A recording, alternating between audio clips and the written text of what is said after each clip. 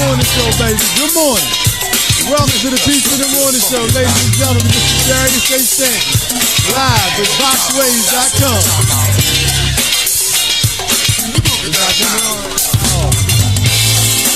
Yeah, here we go. Here we go. Here we go. Here we go. One more time again. Funky Friday. Say what now? Say what now? Funky Friday. Funky Friday. Funky Friday. Funky Friday. Funky Friday. Funky Friday. Say what now? Funky Friday. Come on, y'all. Here we go. Here we go. Peace in the Morning Show, time to go. Main man Rick in the studio. He's a DJ, yes, he's a DJ now. Matter of fact, wait till he gets down. We got the queen on the scene and the delegate Chanel next to you, know what I mean? Stephanie Mickle in the studio too. Look out, Stephanie, that should be her too. Delegate Barnes on the scene. What's up, brother? You know what I mean? And we got the baby girl in the house. Yeah, and she looking so swell. Yeah, and we doing it well. Oh, here we go, y'all. Here we go. Peace, peace, peace in the morning. Peace, peace, peace in the morning. Peace, peace, peace in the morning. Peace, peace, peace in the morning. Peace, peace, peace in the morning. Peace, peace, peace in the morning. Peace, peace, peace in the morning. Come on, y'all. Do it, Funky Friday, baby.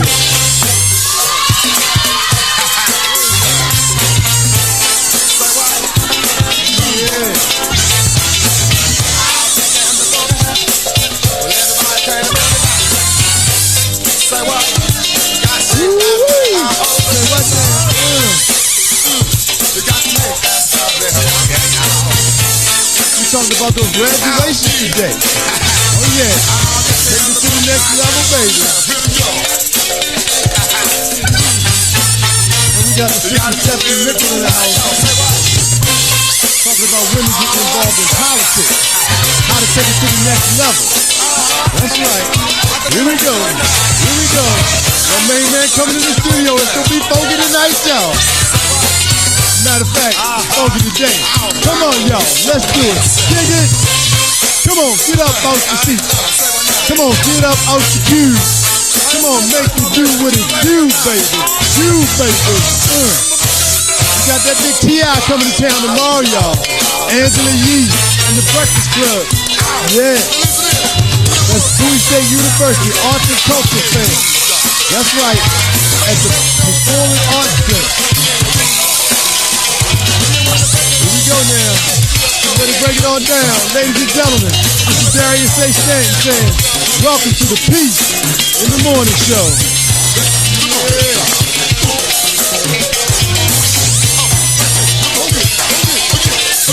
Break it on down. Hey, it's still tar season too. Hey, all my fellow bulls out there. All my sister bulls, all my brother bulls, what's up? April 22nd right here.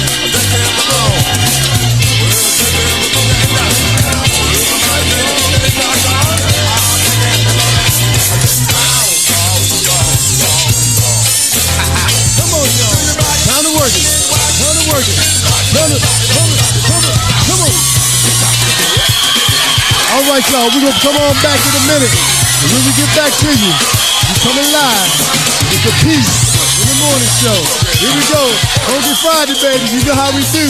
Bowie State University tomorrow morning. Peace in the morning. From behind that cubicle, get busy, baby. Tell you people that I'm watching the Peace in the Morning Show. It's Funky Friday. What's up, Councilman Sharika?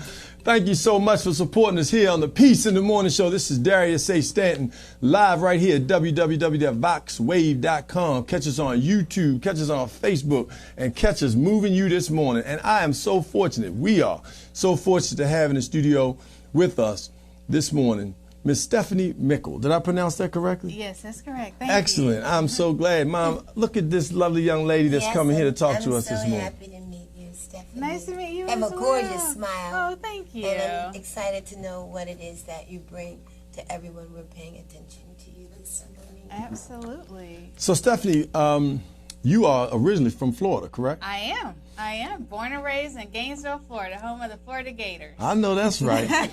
Shout out to our good brother and business partner, Herbert Murphy. His daughter, Lydia, is graduating this morning as we speak, walking across the stage. So hooray to the Murphy family. Congratulations. No doubt about it. So, Stephanie, you came here to Maryland, and you and your family have started a business, amongst other things. So you're a lawyer as well? Yes. So I moved here to the Washington, D.C. area about 10 years ago. Okay. To come, like most people, following a dream, to work in politics. I got a job on Capitol Hill, and did that for a number of years during the Obama administration, and decided after a number of years to go out and work for myself. So I'm a licensed attorney, licensed here to practice in D.C., and but I really wanted to have my own business. And so I started a business, a public affairs agency. And for those who don't know, public affairs is the business of politics. So it involves communications, writing speeches, teaching people how to be effective in terms of getting their platform out, their messaging out. It involves fundraising and helping people to raise money for their campaigns or for an issue that they support. So it's the business side of politics. It's not all kissing babies and shaking hands. It's the business side of it that I do now. And you do it for a number of female clients in particular, but throughout the region, and you're actually working right now. You'll be releasing a book that is really going to push this. Right now, there are more women in candidacy, meaning that are running for office, elected office, than ever before in the history of the United States government. Am I correct? Yes, absolutely. And it's so important. I think a lot of times women have been not as involved in politics as they can be, but because of a lot of the conversations that are going on with the Me Too movement and with women recognizing that we don't have equal pay for equal work still today, even though there was a law passed in 1960s. There's a lot of reasons why women are saying, you know what, now I want to get involved, and I think that's a great thing. As someone who's worked in politics for over 20 years, I can tell you there have been more times than not that I've been the only woman in the room, certainly the only black woman in the room. And, it's just really good to see that more women are stepping up to the plate and saying, I want to get involved. And for me, getting into my book, what my book talks about is no matter what you want to do, you don't have to run for office. That's not everybody's lane. Right. But you can do something. You can write a letter. You can write a check. You can take the time to call your representative. You can take the time to learn about what's going on in your city council. But you can do something. And that's important, not just because as we're American citizens, but it's also important for women because we as women bring a different perspective to the conversation. We are mothers. We are wives. We have, a perspective on health care, a perspective on daycare, a perspective on our family's finances that complements the conversation. It doesn't replace the conversation, but it complements the conversation in a way that I think really leads to better legislative outcomes, better policy outcomes. Let me give you an example. When healthcare, the Obamacare was being debated on Capitol Hill, there were a lot of people who felt like, why do we need to pay for birth control? I mean, there's flat out people that still today don't understand why we need to pay for birth control or why do we need to pay for a mammogram. But as women, we know that those are two very important aspects of a family's health care, but it's also a very important aspect of family's finances. Let me give you an example. Let's say you don't get mammograms on a regular basis. Let's say your insurance company doesn't pay for your mammograms. Then what happens? Something develops, and now you have not only a health problem, you have a financial problem in your household. And so, so having women as part of those conversations, having women write letters about the things that are important to them, having women write checks to candidates who agree with them, who say, you know what, I do think that it's important for us to have these things. It's just super important to the whole picture of having better policy outcomes. And so, yes, that's what my book, Follow the Leader, is about. Well, the world view from what transpired in the 2017 March that was the largest demonstration ever in the history of the United States, Yes. led by women, and it was done in 90 days. Yes. Yes.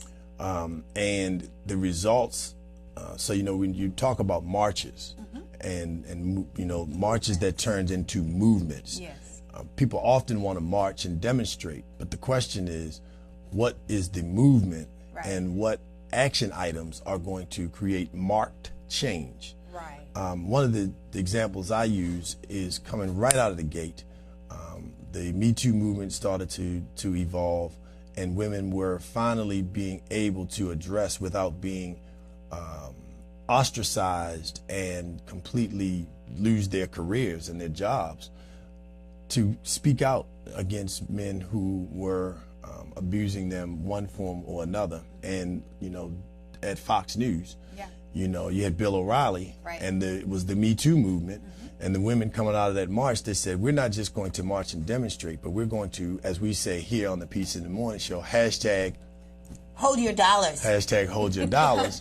And so love it. Mercedes-Benz and a number of other companies started getting phone calls and letters saying, if you continue to support Bill O'Reilly's show, we're going to stop supporting you. And all of those companies, one after another, after 50, 60, 75 different companies and more, started to pull their advertising from Fox, Yes. which changed the dynamic. Absolutely. And so it's movements that we need to see, things that are going to change the way people move. But do something is basically what I'm hearing you say.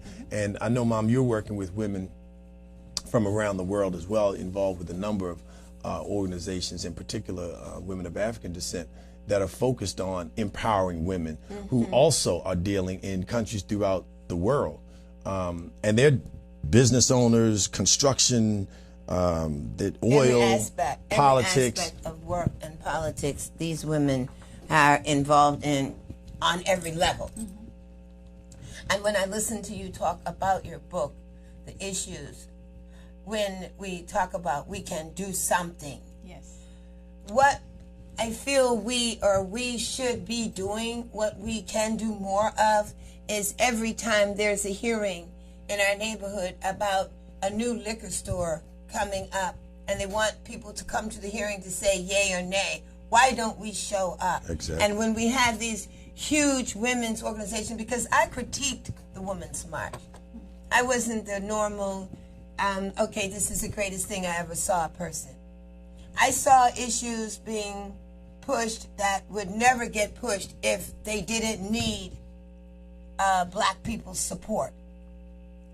Point intended. Our children, our parents, our brothers, sisters, relatives are being slaughtered in the streets, not only by us with black on black crime, but by the police, law enforcement. We had an opportunity as women to stand up against that type of violence and abuse in the legal system, in the justice system, but we did not. Women came out for gay rights. Gay rights overshadowed our civil rights, our human rights. So gay rights became the new agenda for the Women's March in so many ways. Yes, then the Indians got a chance to say they're taking the oil, they're bringing pipes in for Canada. This oil's not coming to us. We're not going to be using this oil. We're going to be getting the brunt of the pollution that comes from this oil. Our babies are going to die because of this oil pipe. But we're not going to use that water. We got that agenda out in the Women's March. But that was an agenda like Flint, that women today, I just feel like we march and we stop much of what you say. Where's the movement? Because Flint has no pure water today, and women can stop that. Hashtag hold your dollars. Why don't we stop shopping at all the places? And I'm very serious about this. Use the agenda to hold your dollars. Look what Wakanda did. In Saudi Arabia, the first time in 35 years, they opened a motion picture theater and women could attend so that people could see Black Panther. We can gross billions of dollars. Let's start holding $50 million a week from the total industry. That includes sports. That includes everything, because if we do this, we wouldn't have to worry about, are our children going to be safe in school? Oh, our money is going to make them safe, because they're going to start doing everything humanly possible to secure our children, not in school alone, on the playground, at the mall, at the bank, in the supermarket. Why? Because we're holding our dollars. Are we so greedy for every name brand, for every new idea that comes out with somebody else's name on it, that we have to shop and wear that? Women are the focal point right now throughout the world. We can put a stop to everything that is hurting us as human beings, as family, and nature.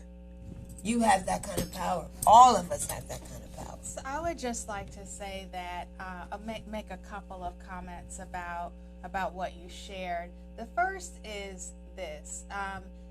The beautiful thing about the United States of America is that you have the right to advocate for whatever matters to you.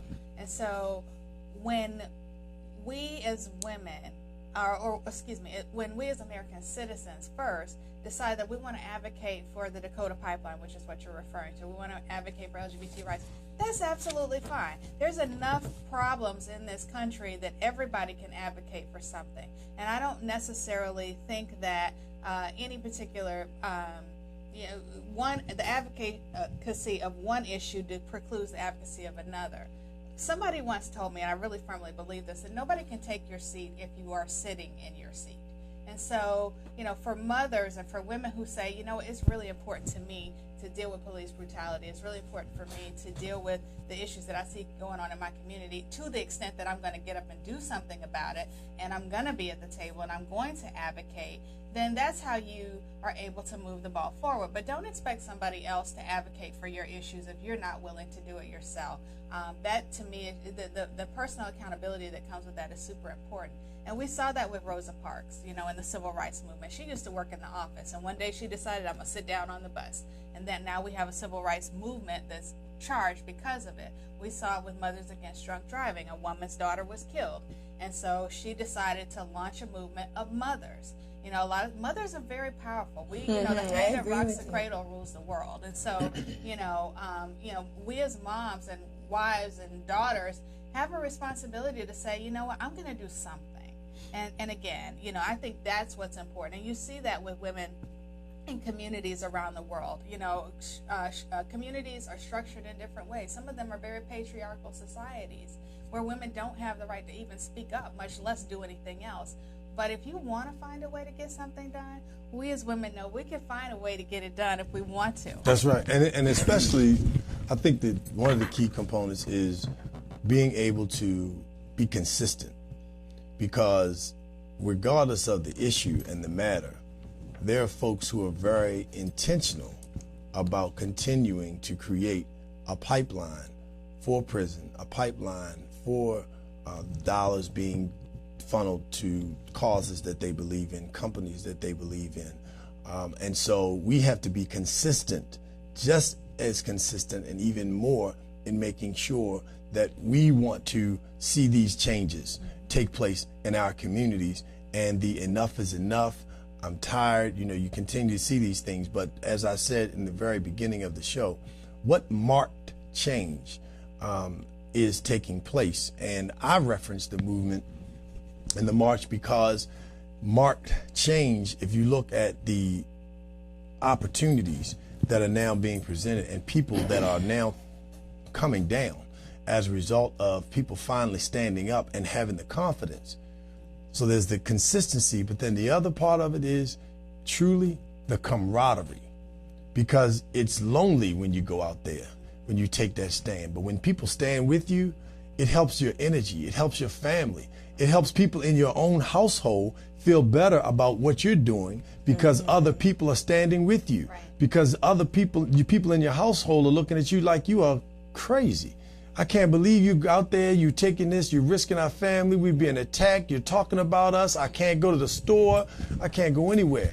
And so consistency and camaraderie are two of the things that I want to put out there that will help us really move our agenda forward as it applies to all the issues that we talk about, in particular in and around human rights. So as we make this shift to holistic sexual healing and family lifestyle, Stephanie, thank you so much for the work you're doing, for pushing women to be empowered to get involved in not only politics, but taking a stand. Yes. And moving to the next level. When does your book come out? And tell us, give us some framework about the title and in that direction. Great, absolutely. So first, thank you so much for having me on the No show. question. I really enjoyed the conversation this morning. I appreciate it.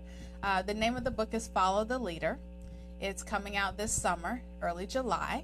You can get it on Amazon or wherever books are sold. And would love to talk more about the book. Also, in terms of, can I share my social media? Sure. Fantastic. So there's lots of ways to keep in touch with me, find out what's going on with the book. There's a Follow the Leader book Facebook page, which is the first way you can do it, and also Instagram. There, I have my own Stephanie Mickle Twitter, Stephanie Mickle website, stephaniemickle.com. My company is Mickle Public Affairs Agency. Can you spell that? Excuse me, can you spell? Yes. Mickle, Yes. so they can Yes. be sure. Thank you. Thank you. No, I get my last name misspelled a lot, so thank you Right. for asking me about that. My name is Stephanie, Stephanie, M as in Mary, Ickle, Stephanie Mickle. And so all of my social media handles are Stephanie Mickle. Very Beautiful. simple. And then my company is Mickle Public Affairs. Beautiful. I would have just asked the universe to continue to bless you, Oh, thank to you. encourage you and inspire you to do what you're doing, and for more women to see how entrepreneurship is powerful. It is steady once, like the young lady said, you're consistent and you're pushing what you believe in. Much like Darius said, if you're consistent and you continue along the lines of what you have faith in, to encourage yourself and motivate others by doing, I think you're going to go far with this. Great. All the No best. doubt about it. So, it's rounding about that time where you're going to look behind you, look to side, look from the rear, and you will see it before you know it. It's Funky Friday, baby, and we are pumping it live right here on the Peace in the Morning Show with Darius Stanton at VoxWave.com. That's right. It's time for Holistic